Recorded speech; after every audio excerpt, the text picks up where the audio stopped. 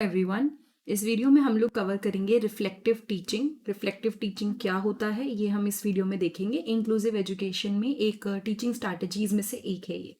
देखिए, reflective teaching is an approach that involve self examination. जब भी रिफ्लेक्शन वर्ड यूज होता है, रिफ्लेक्टिव रीडिंग, रिफ्लेक्टिव, तो इसका मतलब होता है कि आप खुद को ही इवेल्युएट कर रहे हो। ठीक है, you are evaluating yourself, या फिर आप जिसे कहना चाहिए खुद को समझने की कोशिश कर रहे हो। सो रिफ्लेक्टिव टीचिंग एक अप्रोच है जिसमें सेल्फ एग्जामिनेशन इन्वॉल्व होता है, किसी भी चीज़ को क्रिटिकली एनालाइज करना and thoughtful evaluation of one's teaching practices. यानी आप क्या करते हो, आप इवेल्युएशन करते हो किसी के टीचिंग प्रैक्टिसेस का या खुद के टीचिंग प्रैक्टिसेस का, और ये देखते हो कि आप जिस तरह से पढ़ाते हो उसका इम्पैक्ट बच्चों पे क्या पड़ता है। ठीक है, ये एनकरेज करता है एडुकेटर्स को कि वो एंगेज हों किसमें, एक कंटिन्यूस साइकिल ऑफ रिफ्लेक्शन में। मतलब जो भी करा है उन्होंने अभी तक, वो रिफ्लेक्ट करें खुद को, वो देखें कि क्या एक्शंस हैं, उसके बाद इम्प्रूवमेंट हो। तो ये चलता रहता है। मतलब आपने रिफ्लेक्ट किया, आपको ये लगा, आपने उसको ट्राई किया, नई चीज़ को इम्प्रूवमेंट दिखी, फिर आप दोबारा रिफ्लेक्ट करेंगे, फिर आप एक्शन लेंगे, फिर इम्प्रूवमेंट करेंगे। ठीक है, तो ये कंटिन्यूस साइकिल है जो चलता रहता है और किसी की भी टीचिंग इफेक्टिवनेस को एनहांस करता है।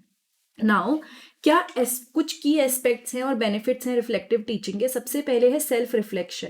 Reflective teaching starts with the introspection and self reflection. किसके साथ स्टार्ट होता है ये? इंट्रोस्पेक्शन के साथ। यानी आप खुद को इंट्रोस्पेक्ट कर रहे हो, आप सोच रहे हो कि क्या सही है क्या नहीं है।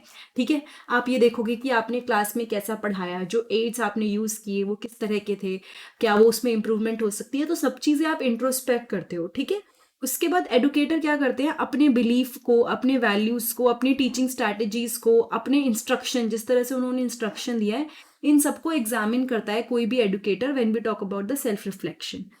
They reflect on their goals, instructional practices and classroom dynamics to gain insight into their strength. वो क्या करते हैं, वो रिफ्लेक्ट करते हैं अपने गोल्स पे, अपनी प्रैक्टिसेस पे, अपने क्लासरूम डायनामिक्स पे, ताकि उन्हें उनकी strength, area of improvement, impact क्या है बच्चों पे, ये सब चीज़ें पता चले।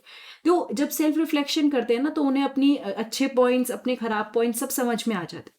उसके बाद आया action research. Reflective teaching often involve conducting action research to investigate specific aspects of teaching and learning. यहाँ पे क्या होगा, आप एक्शन रिसर्च करेंगे, यानी कि आप जो भी चीज़ें आपने पढ़ाई हैं, आप उसके बाद देखोगे कि क्या उसका रिजल्ट रहा। तो आप डाटा कलेक्ट करते हो, उसको एनालाइज करते हो, और उसके बेसिस पे, जो डाटा आपने कलेक्ट किया है उसके बेसिस पे आप कुछ डिसीजंस लेते हो। Action research allow teacher to make evidence based adjustment. Action research की हेल्प से टीचर क्या करते हैं, एविडेंस बेस्ड, यानी कि जो एविडेंस पे बेस्ड होते हैं, ऐसे एडजस्टमेंट करते हैं अपनी इंस्ट्रक्शनल स्ट्रैटेजीज के अंदर। ठीक है, सो रिफ्लेक्टिव टीचिंग में आपने एक्शन रिसर्च कंडक्ट करी, आपने देखा कि कोई भी पर्सन जो है वो क्या कर रहा है, उसका क्या मतलब एक्शंस हैं, उसके बेसिस पे वो टीचिंग लर्निंग करते हैं। एडुकेटर डाटा को एनालाइज करते हैं एंड डिसीजंस लेते हैं अपनी फाइंडिंग के बेसिस पे। ठीक है, इसके बेसिस पे टीचर्स एविडेंस, जो भी एविडेंस उनके पास आया है, उसके बेसिस पे वो चेंजेस लाते हैं अपने पढ़ाने के तरीके में। ठीक है, फिर प्रोफेशनल ग्रोथ, यानी कि जब आप सेल्फ रिफ्लेक्शन या रिफ्लेक्टिव टीचिंग करते हो ना, तो इससे ऑब्वियसली आपकी प्रोफेशनल ग्रोथ अच्छी होती है। अगर एक टीचर ये मान ले कि वो सबसे अच्छा पढ़ाता है, तो वो कभी ग्रो तो करेगा ही नहीं, क्योंकि उसके दिमाग में ये चीज़ है।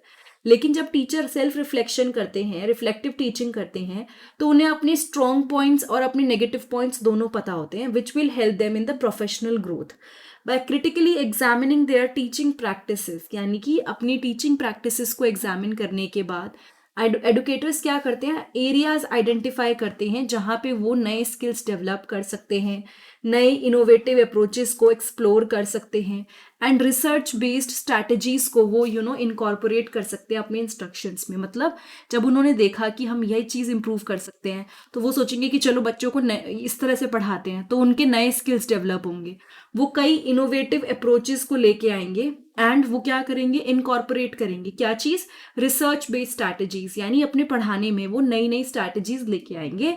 It encourage a commitment to life long learning and ongoing improvement. इसकी वजह से क्या होगा, एक लाइफ लॉन्ग लर्निंग चलती रहेगी। ठीक है, उनको पता रहेगा कि हाँ भाई ये लाइफ लॉन्ग लर्निंग है जो हमारे लिए है, एंड साथ ही साथ उनकी इंप्रूवमेंट भी होगी, क्योंकि वो अपने पढ़ाने के तरीके में चेंजेस ला रहे हैं। ठीक है, उसके बाद आया स्टूडेंट सेंटर्ड अप्रोच।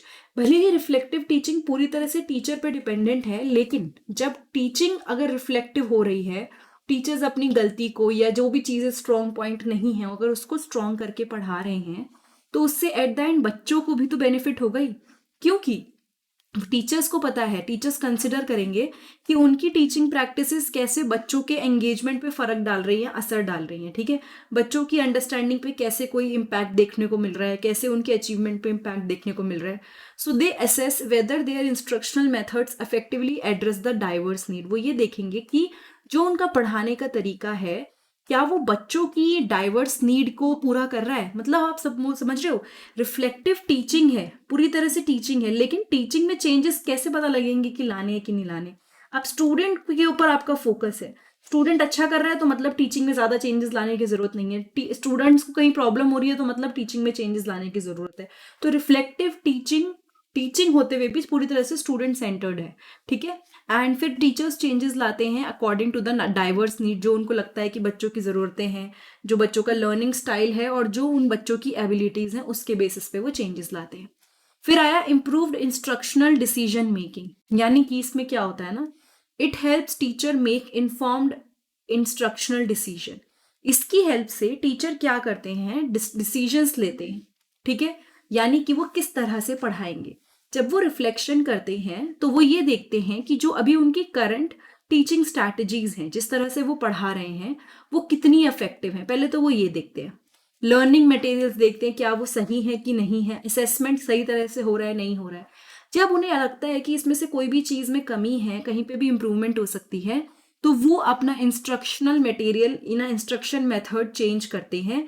किस बेसिस पे, जो फीडबैक उनको बच्चों से मिला है उसके बेसिस पे, ठीक है। साथ के साथ अगर बच्चों से नहीं मिला तो जो असेसमेंट आया, क्योंकि टेस्ट होगा, रिजल्ट आएगा, रिजल्ट अच्छा आया मतलब बच्चों को समझ में आया, रिजल्ट अच्छा नहीं आया मतलब कहीं ना कहीं कोई कमी है, चाहे वो बच्चों की तरफ से हो चाहे टीचर की तरफ से हो, तो उनको फिर अपने इंस्ट्रक्शंस से रिलेटेड डिसीजन लेने का मौका मिलता है। एंड फिर वो ऑनगोइंग ऑब्जर्वेशन जो है, ताकि बच्चों की नीड को पूरा कर सके, उसका भी ध्यान रखा जाता है। So this is improved instructional decision making. Then comes enhanced classroom management, यानी कि it involve analysing classroom management practices and strategies.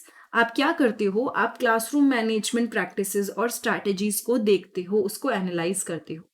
Educators consider the impact of their behaviour management technique. Educator क्या करते हैं, इम्पैक्ट देखते हैं उनके behaviour management techniques का, ठीक है। एडुकेटर्स ने ये देखा कि जो भी उनका बिहेवियर है, यानी जो भी उनके रूल्स हैं, जिस तरह की क्लासरूम है, जो भी उनका टेक्निक्स हैं, उस सब से बच्चों पे क्या फर्क पड़ रहा है, या बच्चों के बिहेवियर पे क्या फर्क पड़ रहा है, बच्चों की एंगेजमेंट पे क्या फर्क पड़ रहा है। जब उन्हें ये सब चीजें पता चल गई तो वो नेसेसरी एडजस्टमेंट्स करते हैं। तो दे मेक नेसेसरी एडजस्टमेंट, ताकि वो एक पॉजिटिव और इंक्लूसिव लर्निंग इन्वायरमेंट जनरेट कर सके। तो हमने क्या करा, एनालाइज किया classroom management practices and strategies को, हमने देखा कि कोई चीज़ कैसे हो रही है।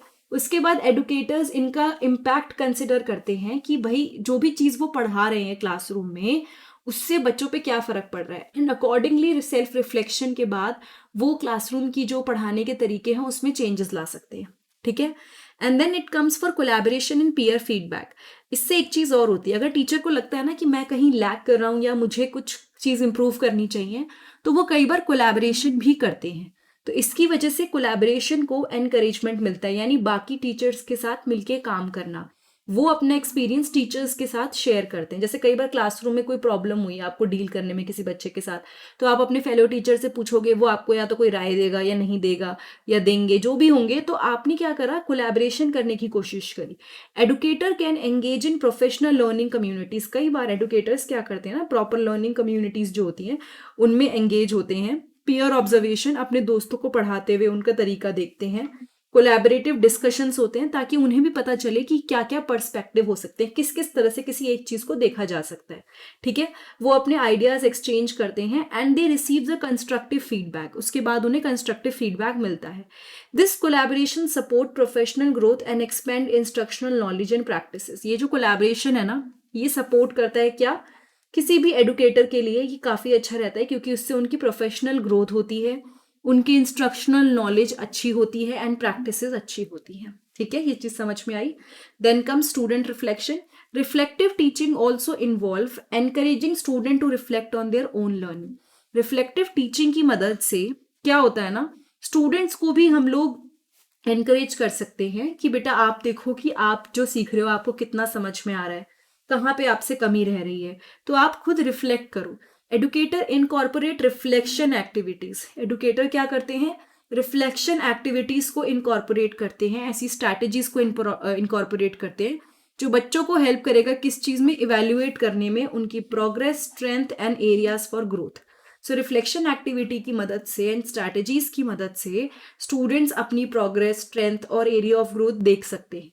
Student reflection foster metacognitive skills. जब स्टूडेंट्स खुद की रिफ्लेक्शन को देखते हैं, एनालाइज करते हैं, तो उनके मेटाकॉग्निटिव स्किल्स अच्छे होते हैं। मेटाकॉग्निशन के बारे में ऑलरेडी मैंने बहुत डिटेल में वीडियो बनाई है, आप अपने ही थिंकिंग प्रोसेस के बारे में अच्छे से सोचो, है ना।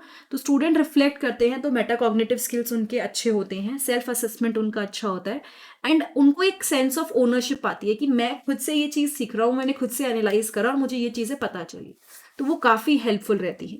ठीक है, so this is all about the reflective teaching. ये वीडियो अगर आपको थोड़ी भी अच्छी लगी तो प्लीज़ चैनल को सब्सक्राइब कीजिएगा, एंड अगर कोई आपको चीज़ समझ में नहीं आई है तो आप नीचे कमेंट कर सकते हैं। वीडियो को लाइक करके बेल बटन को ज़रूर प्रेस कीजिएगा ताकि आपको नोटिफिकेशन आए, एंड साथ के साथ आप लोग एक काम और कर सकते हैं, आप प्लेलिस्ट ज़रूर चेक कीजिएगा, बहुत सारे वीडियोज़ वहाँ पे अपलोडेड हैं और बिल्कुल फ्री ऑफ कॉस्ट है, आपको सारे टॉपिक्स वहाँ पे मिल जाएंगे। एंड अगर आपको मेरी किसी भी वीडियो से कोई बेनिफिट हो रहा है एंड आप कुछ करना चाहते हैं तो नीचे डिस्क्रिप्शन बॉक्स में एक लिंक है, that is by me a book, वो यूज करके you can buy me a book. And अगर आपको कोई वीडियो नहीं मिल रही है तो कमेंट कीजिएगा, I try to upload that. Thank you so much, have a nice day, I will see you next time in the next video.